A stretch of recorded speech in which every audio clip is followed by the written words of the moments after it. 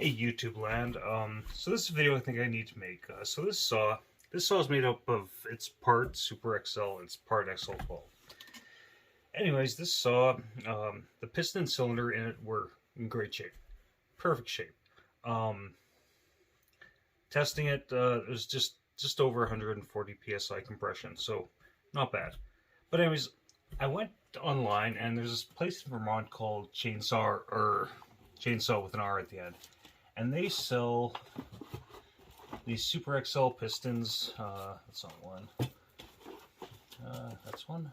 Yeah, that's one. These Super XL pistons, and they cost $9.50 US. You get piston, you get pin, you get little clips, you get new rings. So $9.50. Not too bad. Because I also have ordered from them. They call it the XL, Super XL, or XL-700 piston. And I've used a couple of those in Super XL 922s, and they work great. They're great, but they're like over double the price. So I want to see why these Super XL pistons are so cheap. So I put one in here.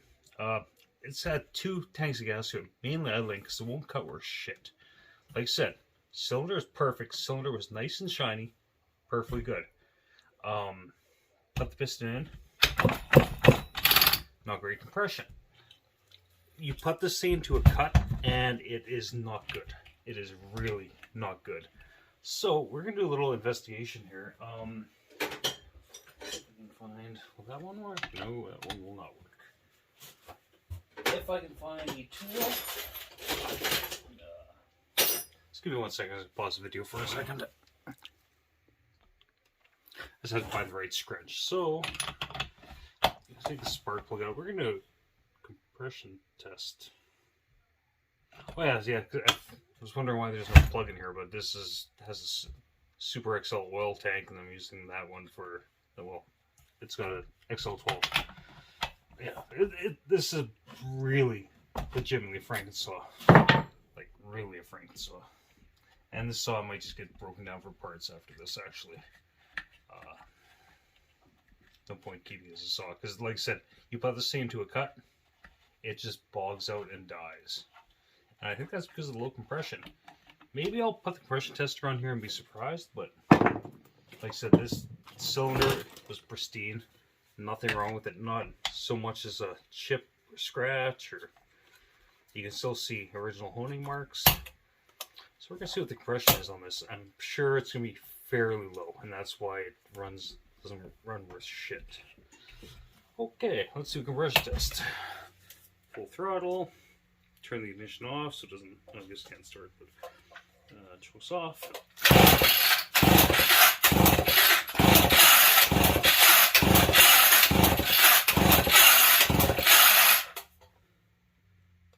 Huh. I'm actually surprised. That was 10 throws-ish, and we're running about 130 psi. Doesn't feel like it, but it does not run right at all. It ran right perfectly before. Maybe I fucked something up. So I'm surprised how much compression. I thought it was gonna be like around 110, maybe 100. Just because it feels so. That doesn't feel that great. Yeah, so I might do some more investigation on this thing. Because it was running right before, so maybe I might do a base gasket delete, see what happens. But the thing is, too, I actually mic'd one of the chainsaw pistons, and it measured 3 thou smaller than several OEMs that I checked. And 3 thou doesn't sound like a lot, but I mean, when you take the small clearances on like an engine, 3 thou can be quite a bit.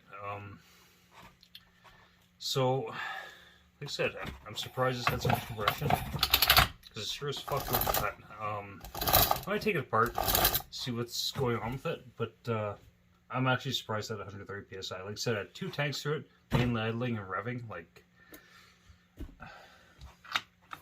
But we'll see what happens. So, I was gonna say how bad the pistons were for 950, but if it's pulling 130 pounds compression, that's really not horrible. It's not great, but it's not horrible either. These things usually, when I have ones in really good shape, like got a couple up here. I got this one over here that's like brand new. They're running close to 150. So 130 really isn't that bad, and 130 should run. So yeah, I don't know.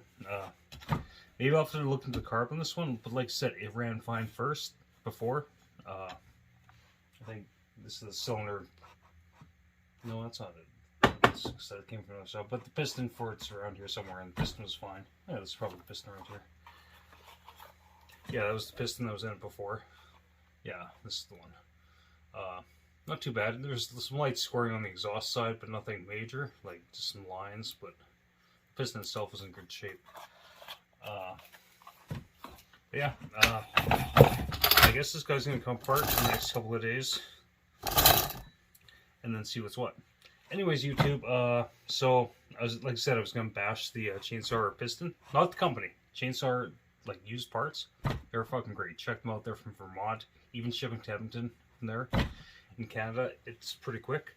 I'm not giving them a plug. I don't get any money from them, or anything. No one gives me money. But, they have a lot of used parts.